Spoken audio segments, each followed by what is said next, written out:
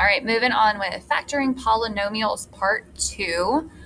So we've already done GCFs. We've looked at all kinds of different special cases. Let's look at grouping, which is when there's 4 terms. So if you have a polynomial and there's 4 terms, we are going to go through a process called grouping. And it gets its name because we are literally going to group some of our terms together. So step 1, we are going to group the first half together, like the first 2 terms, and then we're going to group the second 2 terms together. So let me show you as we walk through these steps. Number 1, factor x cubed plus 8x squared plus 6x plus 48. So we're going to group first 2 together and second 2 together, and I literally just use parentheses to do that. Step 2, we are going to factor out a GCF from each group. So let's look at the first group. The first parentheses is x cubed plus 8x squared. That GCF would be x squared. I can pull 2 x's from the first term and 2 x's from the second term. That would leave me in the first parentheses an x plus 8. Do it again. For the second group, what's a GCF we can pull out? 6. The first term, we'd have just x. Second term, plus 8. Now, look at what I put here. You should get the same thing inside the parentheses. Look at that. X plus 8 and x plus 8. If that happens, life is good. You are factoring correctly. We are on our way. Things are exciting, okay? That's a good way to check.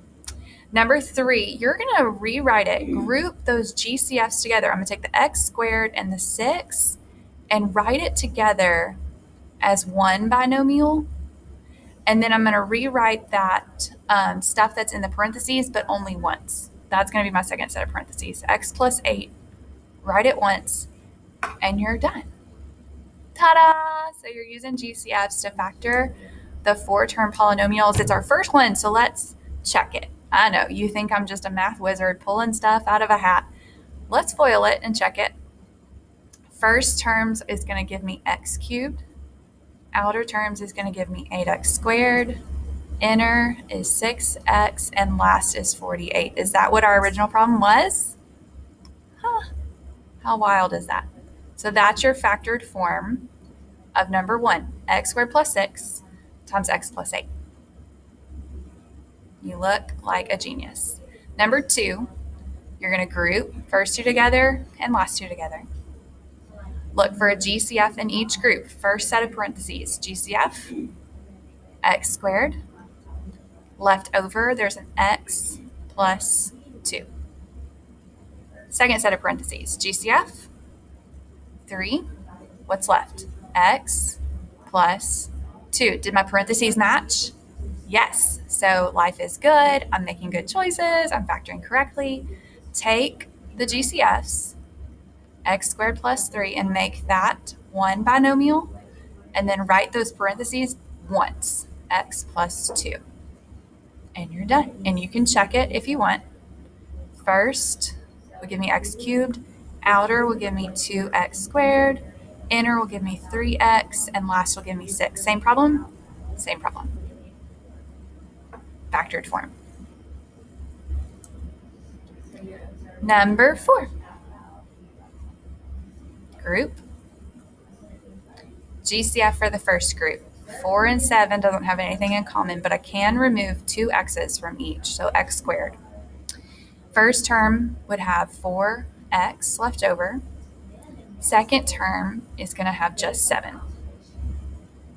Second set of parentheses, the negative 12x minus 21. GCF. If you can, use a negative. Get that negative out of the way. If I use a negative 3, that's going to help my signs match in my parentheses. So when I divide away negative 3, now it's positive 4x, right on, and positive 7.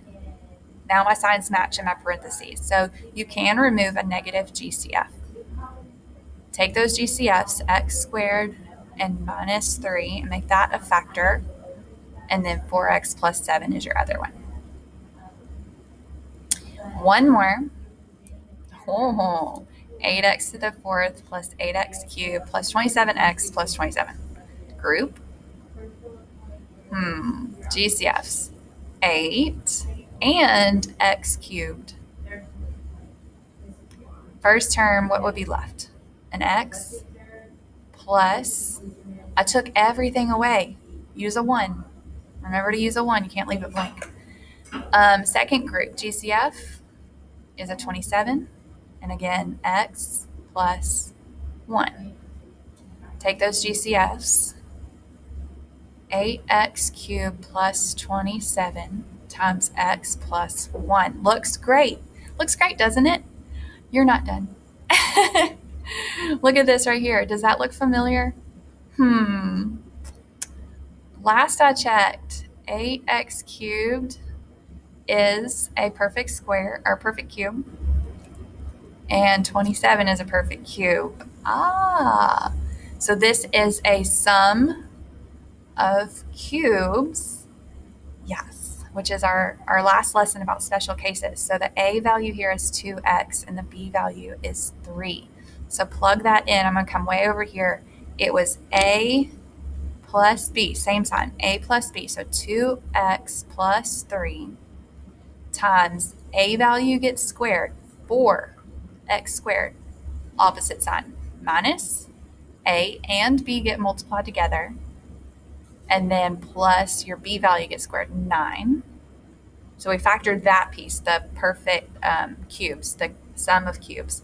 And then don't forget, drop down this x plus 1 from way back where we saw 10 minutes ago, right? There's your final answer. Wow. So that's why we had to go ahead and talk about those special cases, because we are going to get sums or difference of cubes as we're working with these grouping polynomials. And grouping, it means there's 4. You are literally going to group and factor out GCFs from each. All right, let's look at some basics a little bit. We kind of are now going to go down easier. So if it's a trinomial and your a value is greater than 1, the next one we're going to do is when it is 1. So you can use the same steps here. We are going to use grouping in our process.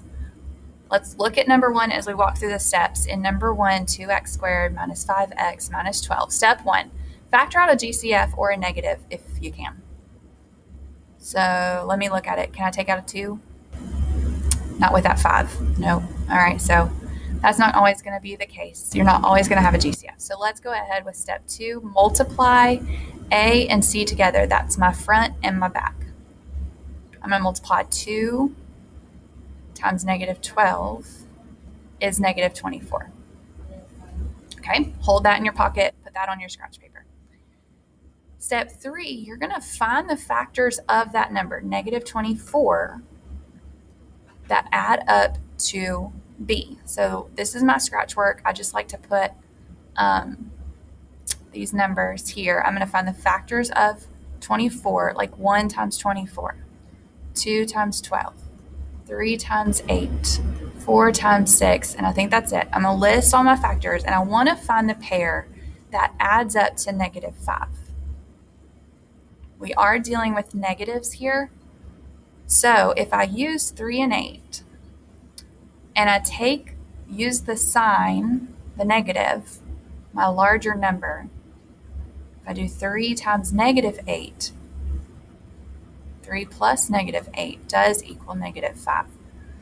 3 times negative 8 equals negative 24. Okay, so we found the factors of negative 24. We're going to have different signs. And then I also need to make sure my signs are adding up to my middle number, negative 5. 3 and negative 8 are my magic numbers. So next step, we are going to rewrite that middle term to create 4 terms. I'm going to split negative 5x into a positive 3x and a negative 8x. I am uncombining like terms. I really like calling it that, even though it's not mathematical at all. Uncombining like terms. So I can make it into 4 terms so that I can use grouping. So I have 2x squared. I've got 3x minus 8x minus 12. I took the negative 5x, made it into positive 3x and negative 8x. And the order doesn't matter, honestly. If you want to switch it and you put negative 8x plus 3x, this will still work.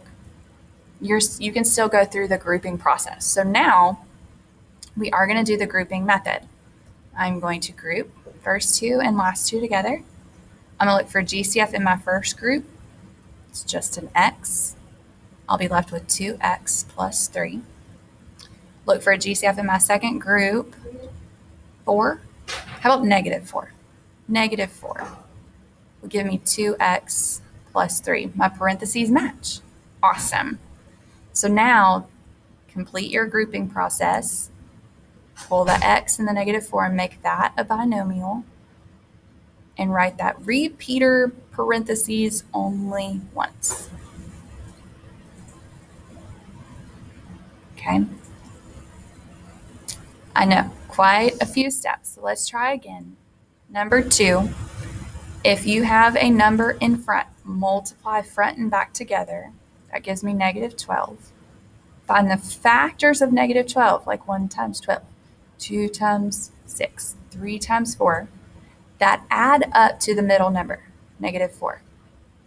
Again, we're dealing with negatives here, so for two numbers to multiply and make a negative, I'm going to need one to be positive and one to be negative. Which ones could we manipulate to make a 4? 2 and 6. Now, if you want it to be negative 4, your bigger number is going to have the same sign. The negative will go on the 6, okay? Because 2 plus a negative 6 is negative 4. And signs matter. So here we go. We've got 4x squared. We are rewriting that middle term, the negative 4x, as a positive 2x minus 6x, and then finish it out with minus 3. You took it from 3 terms, you broke up the middle term to make that 2. So now we have 4 terms where we can do grouping. Group your first 2 and last 2 together and look for GCFs in your first group. 2x. That'll give me a 2x in the first term, and then plus 1 in the second term. In the second group, GCF, negative 3. So we have a 2x plus 1. My parentheses are matching, so I'm rewriting to get my final answer, 2x minus 3 times 2x plus 1. And of course, let me remind you, once you get your final answer, if you want to check it and be double sure, just FOIL it, multiply it back together, and see if you get your original problem back. We have 2 more of those to practice. So here we go. If you've got a number in front of a trinomial, 3 terms, multiply front and back. I want to find the factors of 18 that add up to 9. Probably not 1 times 18. Probably not 2 and 9. What about 3 and 6? Ha! Rewrite 9x as 3x and 6x. 2x squared plus 3x plus 6x plus 9. Now that you have 4 terms, go through the grouping process. First GCF looks like just an x. 2x plus 3 is left over. Second group, I could pull out a 3 and have 2x plus 3. Good, my parentheses are matching. Write my final answer as the GCFs as one binomial, and those parentheses just once as my second binomial. Number 4, there's a number in front. Ooh, as you look at this problem, do you notice anything strange? Well, I've got 6, 15, and 6, and I also notice there's still an x out here, and it's cubed, and this looks like a mess. Hold on. Remember, our very first step is always check for a GCF out of the whole thing. So out of the whole trinomial, is there a GCF I can remove? Is it 6? No, it's 3x. Remove 3x from the whole problem. That'll leave me 2x squared plus 5x plus 2. Okay, do not lose this 3x GCF. It's still part of our final answer. So keep going, but don't lose it. All right, now look at our leading coefficient is 2. Multiply 2 times 2 is 4. The factors of 4, that would add up to 5. Could it be? Could it be 1 and 4? Absolutely. Why not? All right, so don't lose 3x. I'm going to use parentheses to show now we have 2x squared plus 1x plus 4x plus 2. I'm going to use grouping. Don't lose my 3x. My first group's GCF. The best I can do is an x. And I'll have 2x plus 1. My second group, I can remove a 2 as a GCF and have 2x plus 1. All right, the original GCF 3x. The GCFs from our grouping, x plus 2. And then the parentheses where they're matching, 2x plus 1. That's your final answer. Okay, so always check for a GCF first. Cool? Last section, the babiest of factoring problems. If you're factoring a trinomial and your A value is 1, if there's a 1 right there in front, you're not going to see a number. It's an understood 1. Look at our examples here. Understood 1 right there. Of course, first and foremost, check for a GCF. It may or may not be there. Now you can use the same process we just did. A lot of students may choose to do that. Multiply 1 and 12 and you get 12, and you want to find the factors of 12 that add up to 7, and you can use grouping. I'll show that for this one. Plus 3x plus 4x plus 12. Oops. Use grouping. I'll have x, and in the parentheses, x plus 3, a GCF of 4, x plus 3. So my final answer, x plus 4 times x plus 3. But can I show you a shortcut? Can I show you a shortcut? The notes here will say, find the factors of c that add up to b. Find the factors of 12 that add up to 7, which is what we did right there, 3 and 4. And then put the two factors into binomials in parentheses. Write them as two binomials. X plus 3 and x plus 4. Is that the same thing I got when I did grouping? Yes, absolutely. There's a shortcut if and only when your leading coefficient is 1. When the start of your trinomial is 1, you can just take the factors and write them as your binomial. Okay, let's try shortcut on number 2.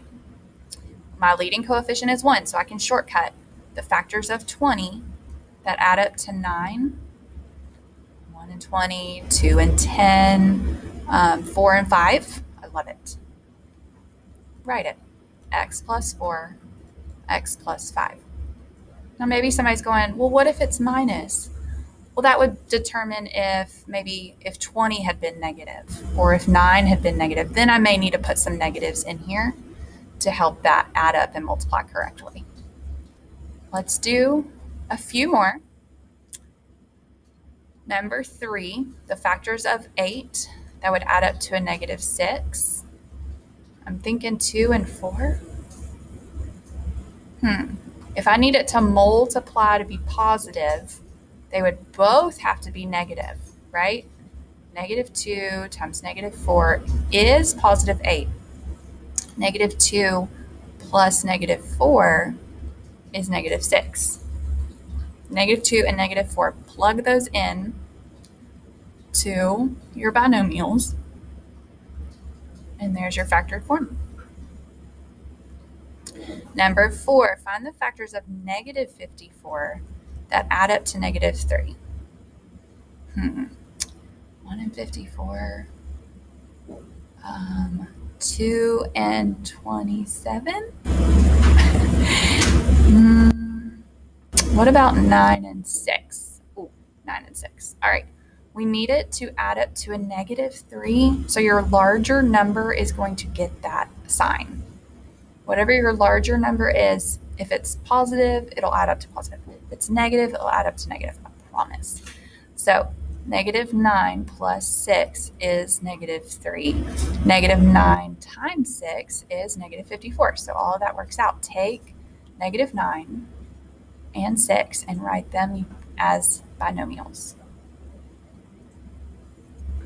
Number 5, factors of negative 35 that add up to 2. Probably not 1 and 35.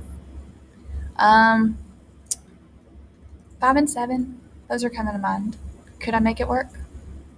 Since I want it to add up to a positive, my bigger number will be positive. The other should be negative. Let's double check. Negative 5 plus 7 is positive 2. Negative 5 times 7 is negative 35. Write it as a binomial. X minus 5 times x plus 7.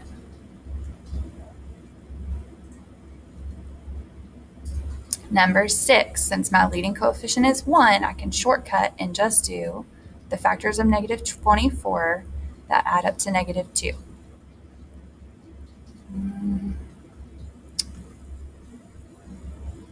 4 and 6. Could that be it? All right, I need it to add up to a negative 2, my larger number.